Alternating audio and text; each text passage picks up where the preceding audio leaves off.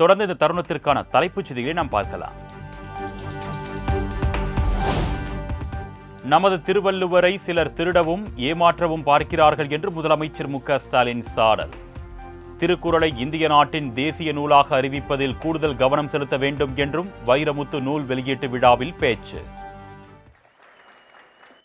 சொந்தம் கொண்டாடுறதுக்கு ஆலயத்தில் ஆள் இல்லாத காரணத்தினால நம்மோட வள்ளுவரை காவி வச்சு திருட பார்க்கிறாங்க.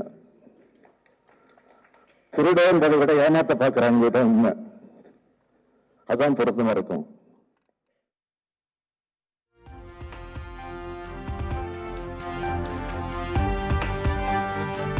தமிழ்நாட்டு மக்களிடையே மதவாத பிரிவினையை உருவாக்க நினைக்கிறது பாஜக என்று முதலமைச்சர் மு.க.ஸ்டாலின் குற்றச்சாட்டு. இதற்கு துணை போகும் அதிமுகவுக்கு தமிழ்நாட்டில் இடமில்லை என்பதை மக்கள் உறுதி செய்யவும் வலியுறுத்தல்.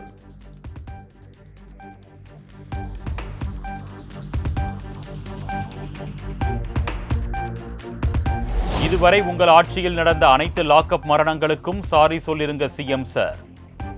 எல்லாத்துக்கும் நீதிமன்றம் கேள்வி கேட்க வேண்டும் என்றால் உங்களுக்கு சிஎம் பதவி எதற்கு என்றும் விஜய் சரமாரி கேள்வி.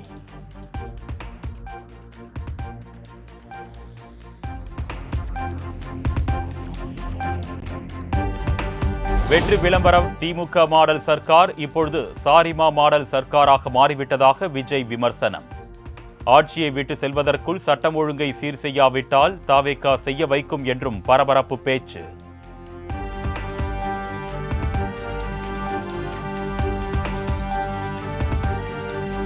புதுச்சேரி நியமன எம்எல்ஏக்களாக GNS ராஜசேகரன், தீப்பாய்ந்தான் செல்வம் ஆகியோர் இன்று பதவியேற்பு. சட்டப்பேரவையில் பதவியேற்புக்கான ஏற்பாடுகள் தீவிரம்.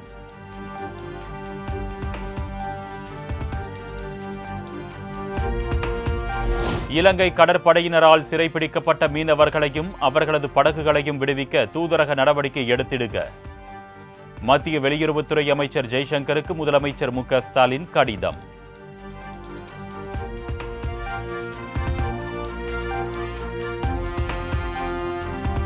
அரசின் சேவைகளை இல்லங்களுக்கே கொண்டு சேர்க்கும் உங்களுடன் ஸ்டாலின் திட்டம். சிதம்பரத்தில் நாளை தொடங்கி வைக்கிறார் முதலமைச்சர் மு.க.ஸ்டாலின்.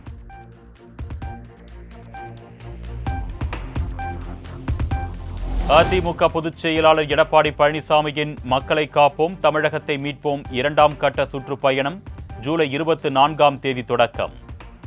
புதுக்கோட்டையில் தொடங்கி ஆகஸ்ட் 8ஆம் தேதி விருதுநகரில் நிறைவடையும் என்று அறிவிப்பு.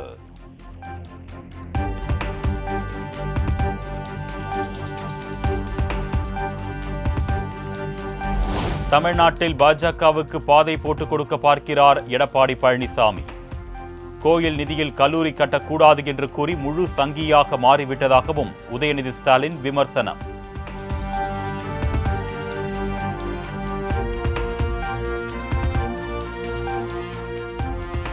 பாஜக ஆட்சி என்பது பாசிச ஆட்சி, அதிமுக ஆட்சி என்பது அடிமை மாடல் ஆட்சி.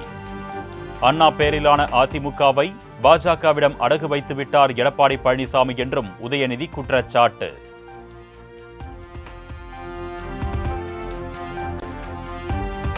திருவள்ளூர் ரயில் நிலையம் அருகே சரக்கு ரயிலில் ஏற்பட்ட தீ விபத்தில் ரயில் பெட்டிகள் தீக்கிரையான சம்பவம். 2 டிராக்கில் மீட்புப் பணிகள் நிறைவடைந்த நிலையில் குறைந்த வேகத்தில் ரயில்கள் இயக்கம்.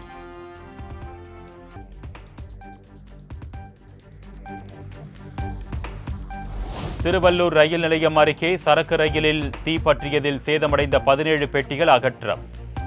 மீட்புப் பணிகள் நிறைவடையும் நிலையில் உள்ளதால் விரைவில் மற்ற 2 டிராக்கிலும் ரயில் சேவை தொடங்கும் என்று அதிகாரிகள் தகவல்.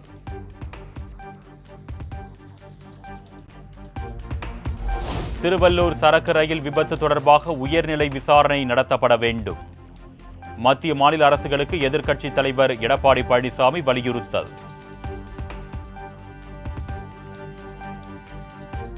கட்டமைப்பு வசதிகள் ஆவணங்கள் குறைபாடு தொடர்பாக 141 பொறியியல் கல்லூரிகளுக்கு அண்ணா பல்கலைக்கழகம் நோட்டீஸ். இன்று பொது பிரிவினருக்கு கலந்தாய்வு தொடங்கும் நிலையில் கல்லூரிகளின் அங்கீகாரம் ரத்தாகுமோ என மாணவர்கள் அச்சம்.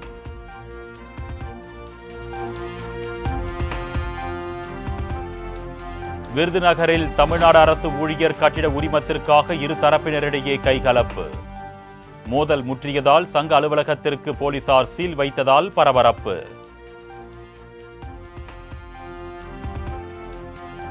வடமேற்கு வங்கக்கடல் பகுதியில் குறைந்த காற்றழுத்த தாழ்வு பகுதி இன்று உருவாக வாய்ப்பு. மேற்கு வங்கம் மற்றும் வடக்கு ஒடிஷா கடற்கரையில் வளிமண்டல மேலடுக்கு சுழற்சி நிலவி வருவதாகவும் வானிலை ஆய்வு மையம் தகவல். முருகனின் அறுபடை வீடுகளில் முதல் படை வீடான திருப்பரங்குன்றத்தில் கோலாகலமாக நடைபெற்ற குடமுழுக்கு. லட்சக்கணக்கான பக்தர்கள் பங்கேற்று அரோகரா அரோகரா என பக்தி பரவசம்.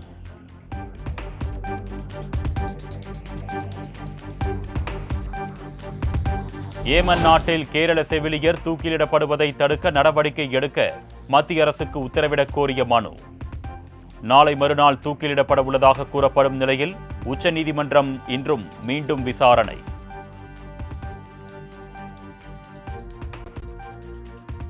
வரும் 21ஆம் தேதி கூடுகிறது நாடாளுமன்ற மழைக்கால கூட்டத்தொடர். நாளை காங்கிரஸ் நாடாளுமன்ற குழு கூட்டத்திற்கு சோனியா காந்தி அழைப்பு.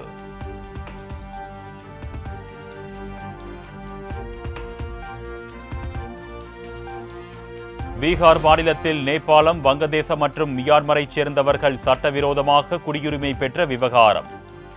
ஆகஸ்ட் முதல் முழுமையான விசாரணைக்கு பிறகு இறுதி வாக்காளர் பட்டியல் வெளியிடப்படும் என்று தேர்தல் ஆணையம் தகவல். சர்வதேச விண்வெளி நிலையத்தில் இருந்து இன்று பூமிக்கு புறப்படுகிறார் சுபான்ஷு சுக்லா. நாளை பிற்பகல் 3 மணிக்கு பூமியை வந்தடைவார் என தகவல்.